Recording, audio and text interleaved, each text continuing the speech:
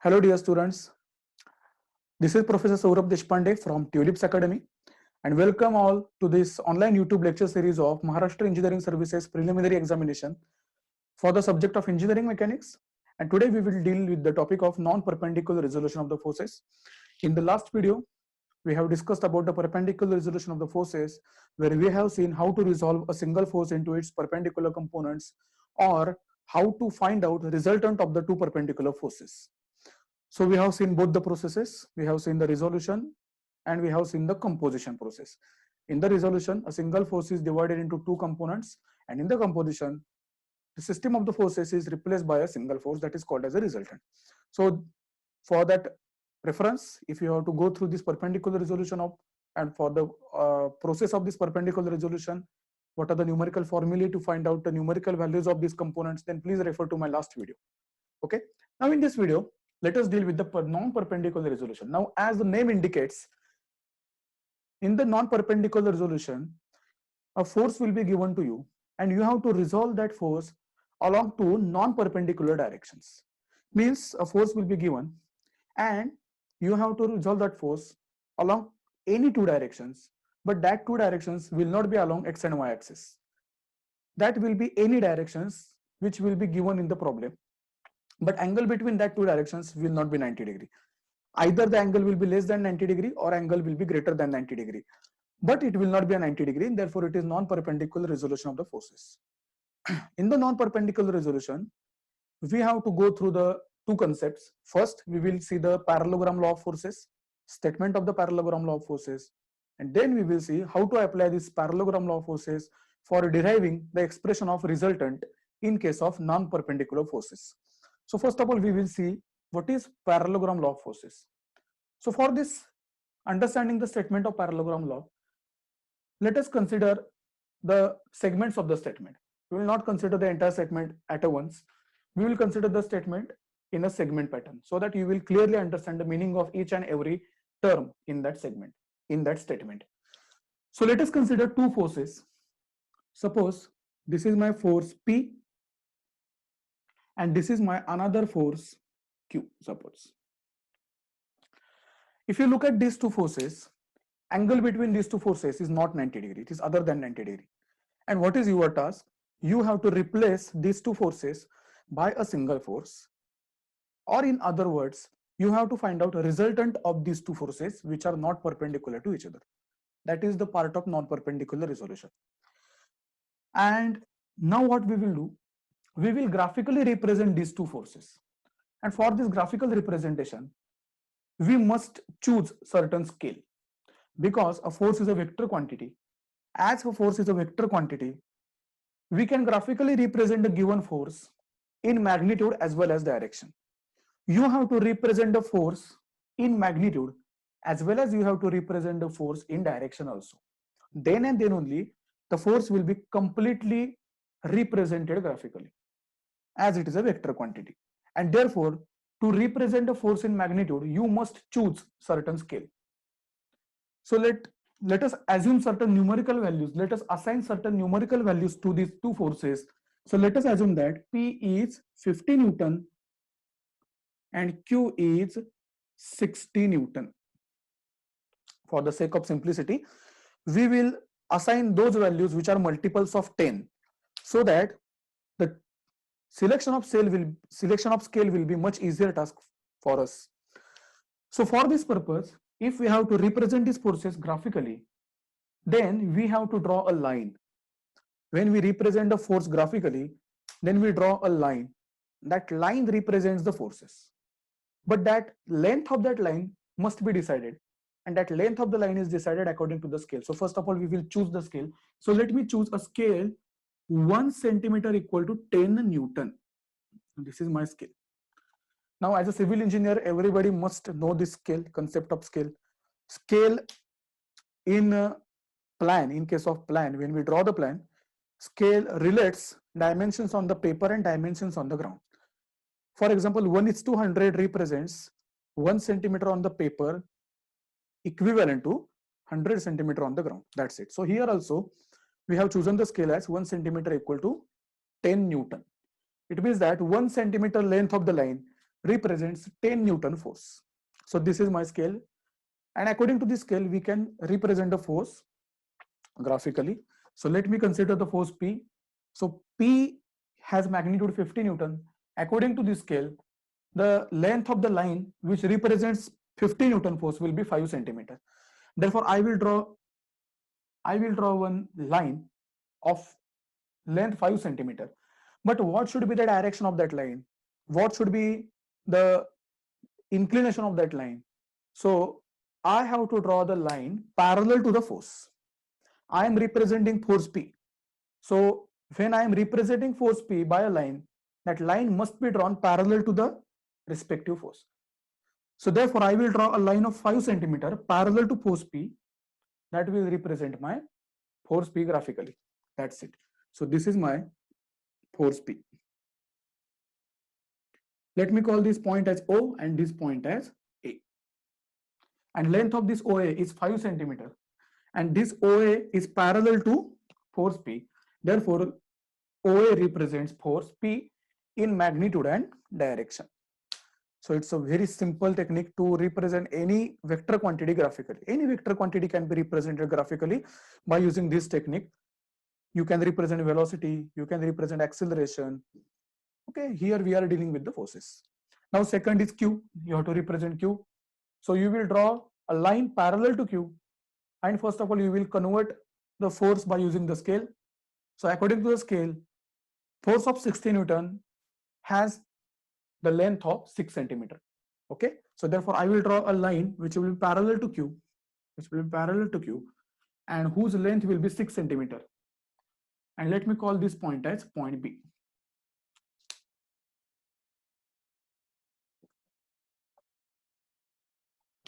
This point is point B. Okay, I will write the scale here. This is my scale. And this 6 centimeter line, which is parallel to force Q, will represent force Q in magnitude and direction. So let me call this as Q. That's it. Now, if you look here, I have represented both these forces by two adjacent sides of parallelogram. Right now, parallelogram is not completed. We have to complete it. But according to parallelogram law of forces, we have to represent the given two forces by two adjacent sides of parallelogram. This is the most important condition. In the triangles law of forces, we have represented the forces one after another. According to statement of triangles law of forces, the forces are represented in magnitude and direction by two sides of triangle taken in order. Taken in order means we represent the forces one after another. Where first force ends, from that point we will draw the second force. But here in the parallelogram law of forces, we have to draw or we have to represent the forces as adjacent sides of parallelogram. And therefore, we have represented P and Q as adjacent sides of parallelogram, and we have not drawn these two forces one after another. We have not drawn this Q where P ends. We have drawn the force Q through the same point through which P has drawn. P has drawn through O, Q has also drawn through O. So they will represent adjacent sides of parallelogram. Now I will complete the parallelogram. So to complete the parallelogram, what I will do, I will draw from point B, I will draw a line parallel to OA, and from point A, I will draw a line parallel to OB.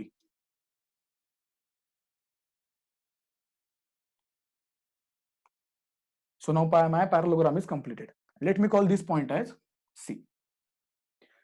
Now, according to parallelogram law of forces, if two forces are represented in magnitude and direction by two adjacent sides of parallelogram, then the diagonal of parallelogram represents resultant of these two forces in magnitude and direction. But which diagonal? Because parallelogram has two diagonals.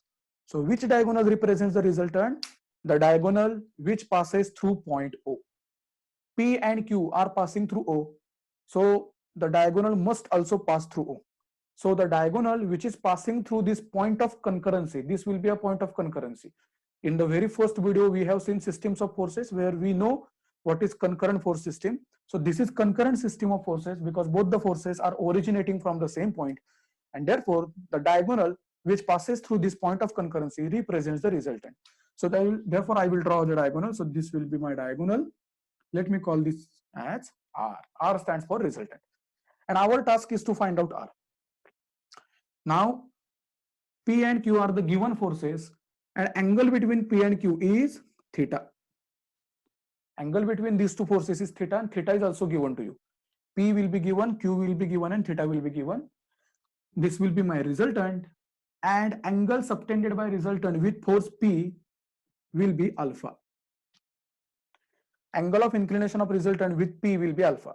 And my task is to find out magnitude of resultant and angle subtended by resultant with the force P. So these are my two unknowns. As my unknowns are two, I have to establish two equations. So this is my task now. Now what I will do, I will do certain construction. So what I will do now, I will extend this OA and I will drop a perpendicular from point C on this extended OA. And this is my point of intersection. Let me call this as point D, and this will be perpendicular. So this is my entire construction. Now, if you look here, you have got two right angle triangles. First triangle OCD and another triangle ACD. By using properties of these two right angle triangles, we will find out relationship for R. Now consider, first of all, consider the smaller triangle, triangle ACD. So in triangle ACD, if you look here, this is parallelogram. OACB is a parallelogram, and as per property of parallelogram, opposite sides are congruent and parallel to each other. So if OB is Q, then AC must be Q, and if OA is P, then BC must be P. Now look at this right angle triangle. This is theta, therefore this angle must be theta. This property is a property of corresponding angles. These two lines are parallel to each other, and this is transverse. This line is called as transversal line. So when two lines are parallel to each other, then these angles are also same. These are the corresponding angle property. So theta. So here in this triangle, triangle ADC, if we use the cos relationship, cos theta relationship, then what I will get? Cos theta is adjacent side upon hypotenuse. Adjacent side is AD. Adjacent side is AD divided by hypotenuse is Q. And therefore I will get AD equal to Q into cos of theta. This is my equation number 1. Similarly, I will write the sine relationship. So sine of theta is equal to opposite side, that is CD, upon hypotenuse is Q. Therefore, CD equal to Q into sine theta. This is my second equation. Now I will consider a larger right angle triangle, triangle OCD. So in triangle OCD, I will use the Pythagoras theorem because it is right angle triangle. So Pythagoras theorem states that hypotenuse square, that is OC square is equal to OD square plus DC square. DC or CD? DC is nothing but CD. Therefore, what is OC? OC is nothing but R. So OC square is nothing but R square equal to, what is OD? OD can be written as OA plus AD. OA plus AD bracket square plus DC can also be written as CD. CD square. That's it. Therefore, R square equal to OA. OA is nothing but P. So P plus AD. The value of AD is already calculated here. It is Q cos theta. Q cos theta bracket square plus CD. CD is also calculated in equation number 2, which is Q sin theta. Q sin theta bracket square. Therefore, R square is equal to, this is A plus B bracket square. Expand it. A square plus 2AB plus B square. So this will be P square plus 2AB. That is 2 into P into Q cos theta plus Q square. B square. That is Q square cos square theta. B square. That is Q square cos square theta plus Q sin theta bracket square is Q square sin square theta. Therefore, R square equal to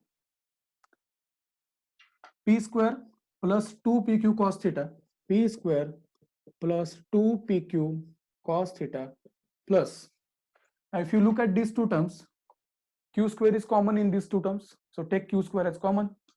So q square is common. So I will get cos square theta plus sin square theta, or sin square theta plus cos square theta, whatever, both are same. But we know that sin square theta plus cos square theta is 1, and therefore finally we will get the expression. Finally, we will get the expression of r square equal to p square plus 2pq cos theta plus q square into 1, that is q square. So this is my relation, and then taking the square roots on both the sides. If I take the square root on both the sides, then I will get square root of r square is r, and square root of entire right hand side is root of p square plus 2pq cos theta plus q square. So this is my relationship for, so this is my expression to calculate magnitude of the resultant, only magnitude. Now second unknown is value of alpha, that is angle of inclination made by resultant with a force P. And for that purpose, again we will consider this larger right angle triangle, that is triangle OCD. And in that triangle, we will consider the tan theta relationship or tan alpha relationship here. So I will write in triangle OCD, tan alpha can be written as, tan alpha is opposite side upon adjacent side. So this is alpha, opposite side of alpha is CD, adjacent side is OD. So tan alpha is CD upon OD, CD upon OD. Put the values here. CD we have calculated in equation number 2, that is q sin theta. So CD is q sin theta upon OD. OD is nothing but OA plus AD. OA plus AD, that is P plus AD is Q cos theta. So P plus Q cos theta. So this is tan alpha, and therefore alpha stands to be tan inverse of Q sin theta upon P plus Q cos theta. So this is my expression to find inclination of resultant with force P, which is horizontal. Always remember that in examination, force P is always assumed in the horizontal direction, and with respect to P, Q is plotted, so that you will get the inclination of resultant directly with the horizontal. If P and Q both are non-horizontal, P is also not horizontal, Q is also not horizontal, then this alpha is measured with respect to P and not with respect to horizontal. Please remember this. If P is horizontal, then the inclination will be with respect to horizontal. But if P is not horizontal, then inclination is with respect to P and not with respect to horizontal. So please remember this concept. And now we will see 3 special cases when theta, value of theta will change. There will be 3 standard values of the theta. First will be theta 0 degree, second theta 180 degree, and last theta second is theta 90 degree, and third is theta 180 degree. So we will see the 3 special cases here. Okay.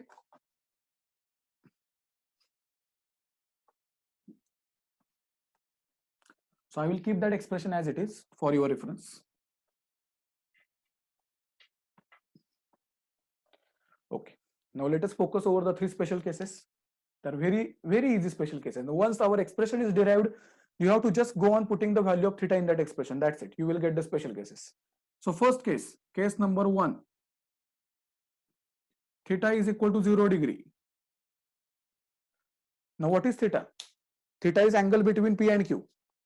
If angle between 2 lines or angle between 2 forces is 0 degree, it indicates that the forces are parallel to each other and acting in the same direction. That means the system of the forces is like parallel. So when theta is 0 degree, my system of the forces will be like parallel like this. And now I have to find out expression for the resultant. So therefore, resultant will be under root P square plus Q square plus 2PQ into cos theta. Here theta is 0. What is cos 0? 1. So there will be 1 here. Okay. Now, therefore, R is equal to square root of P square plus 2PQ plus Q square. P square plus 2PQ plus Q square. And this will be same as A square plus 2AB plus B square, which is nothing but A plus B bracket square. So here there will be P plus Q bracket square. So R is nothing but square root of P plus Q bracket square. Now if a square root is taken and within the square root there is a square, then square root gets cancelled with the square, because square root is nothing but power 1/2. Square root means power 1/2, and this power 2 raised to 1/2. So 2 get cancelled with 2, and therefore you will get the inner expression, and therefore R is nothing but P plus Q. You will get this expression.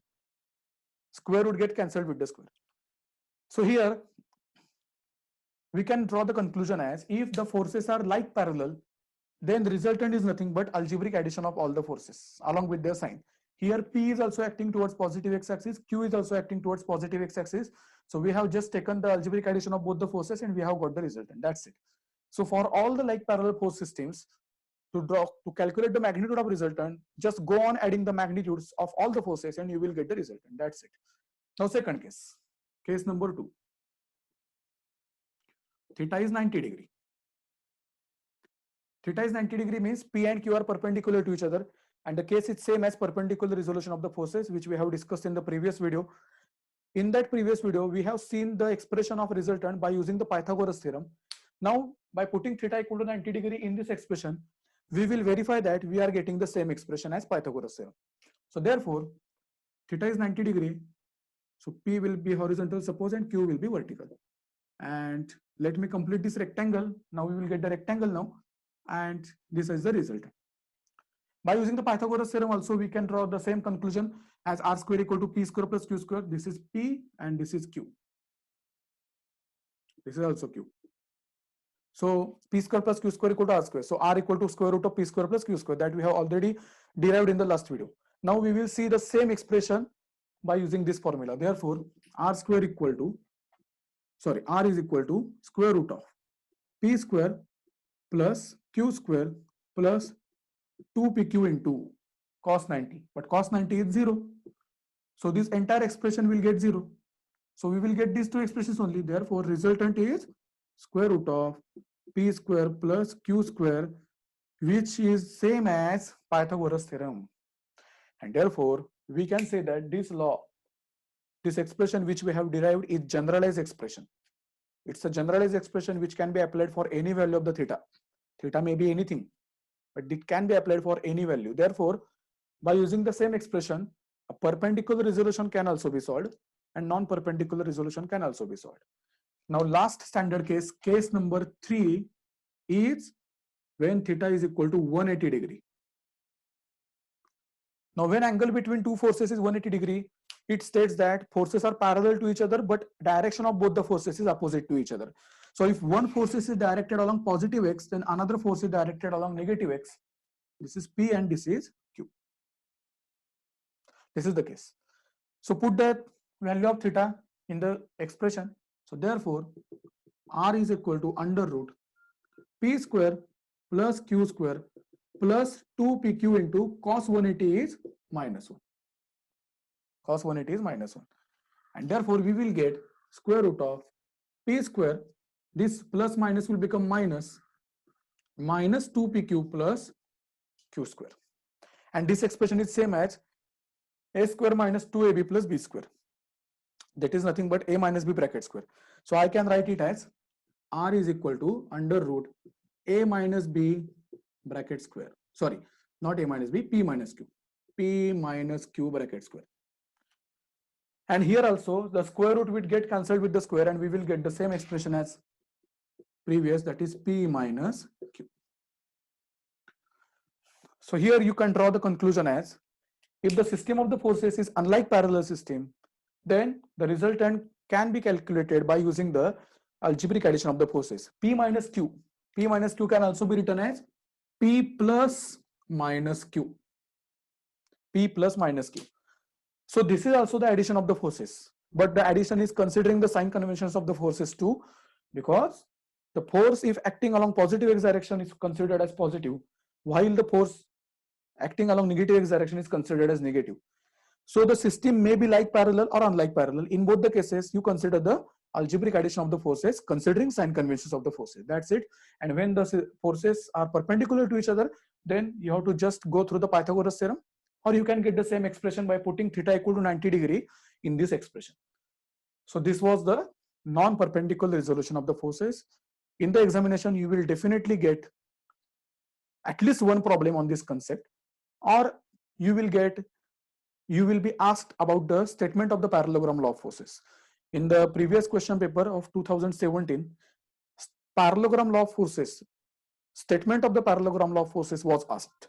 So the statement of parallelogram law of forces is also important.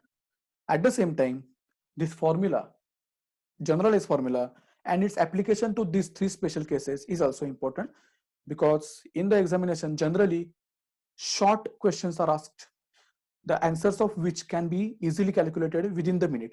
And therefore, you must know these special cases. Okay.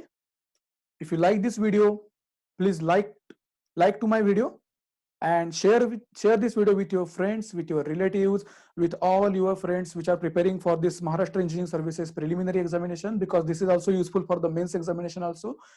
And it's free. Subscription is absolutely free. So please subscribe to my channel, Tulips Academy, and press the bell icon so that you will get all the latest updates about the videos.